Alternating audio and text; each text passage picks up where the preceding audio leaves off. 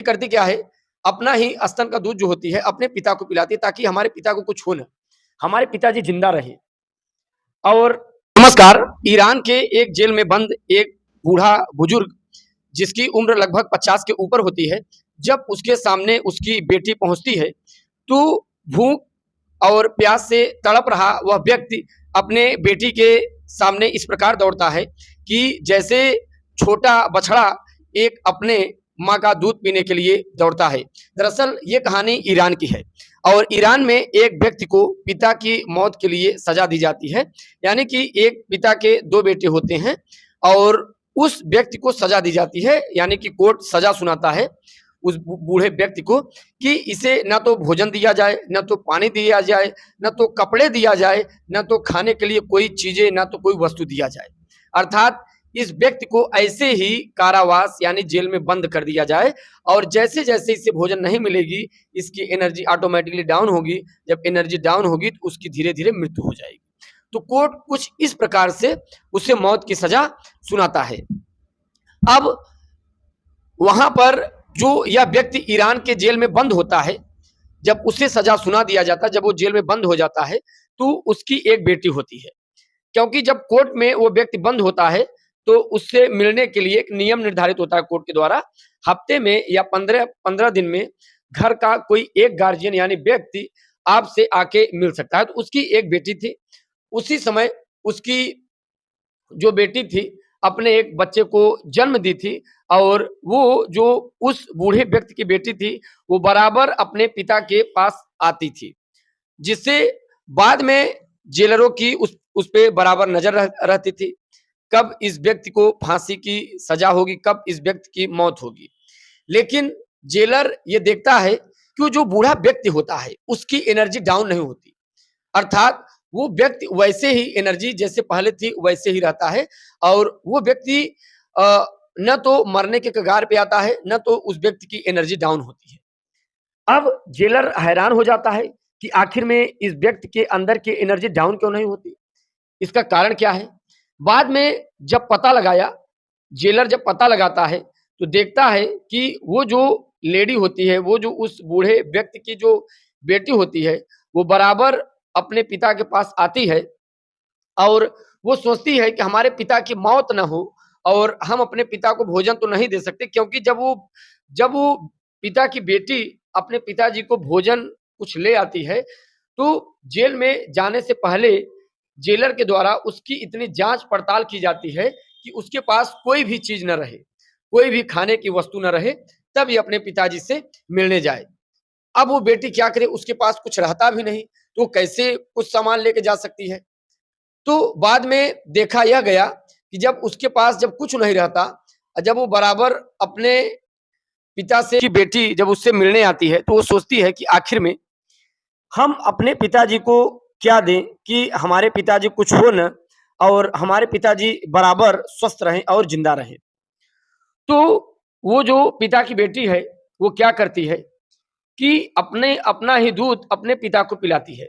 अब देखिए ये हमारे भारतीय धर्म में ये कितना बड़ा, ये अगर देखा जाए कितना बड़ा ये गलत है, जो कि ऐसा नहीं होना चाहिए। लेकिन मजबूरी में उस बेटी को ये कार्य जो होता है वो करना पड़ता है। यानी कि वो बेटी हाल ही में उस बेटी को एक बेटा हुआ था तो वो क्या करती थी, अपना कुछ दूध अपने बेटों को पिलाती थी और जो कुछ बचता था तो बीच बीच में जाके अपने पिता को दूध पिलाती ताकि हमारे पिताजी को कुछ होने ना पाए। ये ईरान की बहुत ही शर्मनाक घटना होती है जो कि कोर्ट के द्वारा ये सजा दिया जाता है। बाद में जितने भी जेलर होते हैं परेशान रहते हैं कि आखिर में क्या कारण है, इस व्यक्ति की एनर्जी डाउन नहीं हो रही है, ये व्यक्ति मरने के कगार पे क्यों नहीं आ रहा है।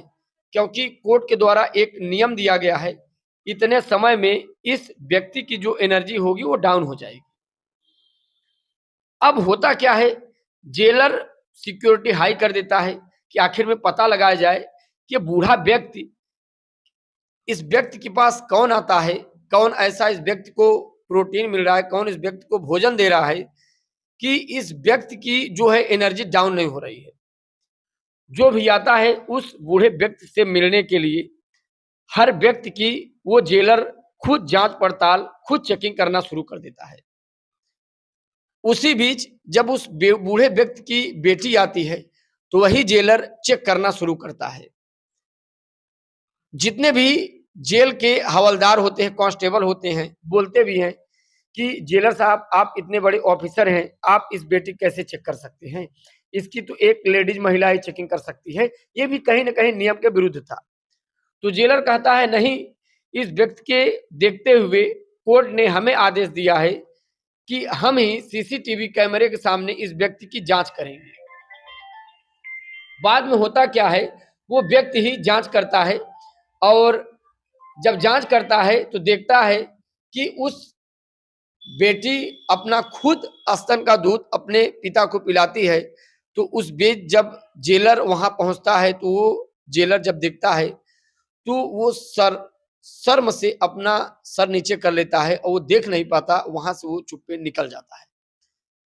और जब वो जेलर निकल जाता है तो खुद रोने लगता है। वो सोचने लगता है कि सोचो आज इस व्यक्ति को कैसी सजा दी गई है कि इन्हें कहीं न कहीं गलत कुकित करना पड़ रहा है।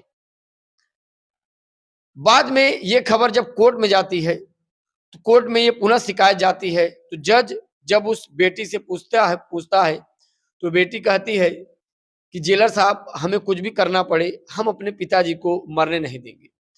हमसे जो भी होगा वो हम करेंगे। हम अपने पिताजी को मरते हुए नहीं देख सकते और हम अपने पिताजी के बिना हम नहीं रह पाएंगे।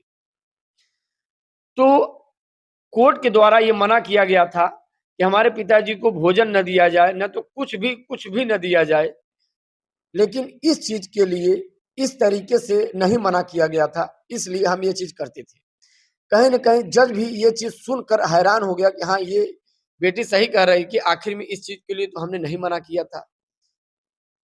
बाद में कोर्ट जब ये सुनता है और जांच में पाता है कि उसके पिताजी की जो हत्या है उस बेटी के पिताजी के द्वारा नहीं किया गया था, बल्कि जिस बूढ़े व्यक्ति को सजा दिया गया था उसके छोटे भाई के द्वारा हत्या किया गया था। पिता उस व्यक्ति को बाइज्जत बरी कर देता है और कहीं न कहीं पिता और बेटी के द्वारा जो कुकित किया गया था इस पर भी कोर्ट कहीं न कहीं माफ कर देता है दोनों की सजाएं। क्योंकि कोर्ट कहता है कि इस दुनिया में हर व्यक्ति कहीं न कहीं किसी व्यक्ति का भला करता है और ये बेटी भी अपने पिता की किसी दूसरे तरीके से भला कर रही थी, इसलिए हम इस बेटी को कोई भी सजा नहीं दे सकते।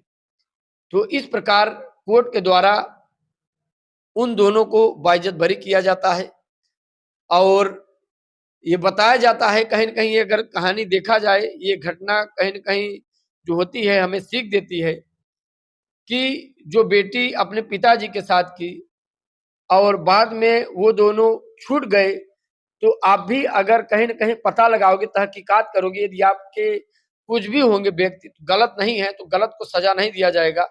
आप अपने तरीके से गलत मत कीजिए। आप पता लगाइए अगर हमारे पिता गलत नहीं हैं, उस चीज का इंसाफ सही होगा, क्योंकि जैसे उस बेटी के पिताजी के साथ इंसाफ हुआ। क्योंकि हत्या छोटे भाई ने की थी, बड़े भाई ने नहीं की थी। बड़ा भाई जेल में बंद होता है, उस बेटी को भी अपने पिता को बचाने के लिए कहीं न कहीं गलत करना पड़ा। एक तरीके से अगर देखा जाए, अगर बेटी अगर गलत नहीं करती, पिता की भी कहीं न कहीं मौत हो जाती और इसका जिम्मेदार कहीं न कहीं कोर्ट होता। तो ये कहानी ये भी सीख देती है, कोर्ट को भी इन सब की तहकीकात किया जाए और ये ऐसी कहानी, ऐसी चीज दोबारा गलती न होने पाए। चलिए सर, हम लोग नेक्स्ट वीडियो के साथ मुलाकात करते हैं। धन्यवाद।